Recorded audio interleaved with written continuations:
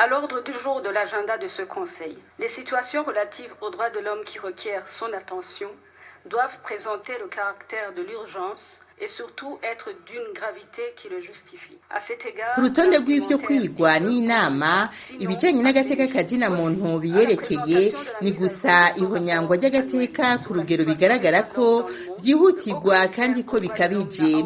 Dufatiye kuri ivyo rero, ivyashikirijwe n'intumwa idasanzwe ya ONU nta shingiro bifise, ndetse mbere biranabayabaye.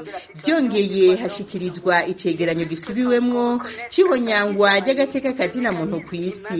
Komiseri mukuru wa ONU ajejwe agateka kazina muntu nta na rimwe mu cegeranyo ciwe yigeze avuga Uburundi nka kimwe mu bihugu vy'agateka kazina muntu biteye umutima uhagaze amakungu.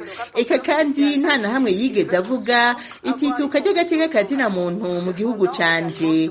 Harageze rero ko twemera ko ku mwaka ugira 10 iyi ngendo yagumijweho atafatiro kandi itanafise inguvu zategerezwa gushingwamwo, nko mu gihe hari ingorane ziboneka koko inama yacu yategerezwa gukorerako. Mu gace ka 4 ku rutonde rw'ibikorwa vyayo, ikigaragara twihweje uko yahejeje raporo yiwe nuko intumwa idasanzwe ya ONU agomba kubandanya, kandi bikaboneka ko abishashaye koko ashingiye ku matora yimirije, agamije kandi nk'uko we nyene yavyivugiye kurungika intumwa zoja gukinga, ariko atavuga izo arizo, eka mbere adatomora neza ibimenyetso bigaragaza ko hashobora kwaduka akajagari canke ibimenyetso vy'umutekano muke muri ico kiringo c'amatora.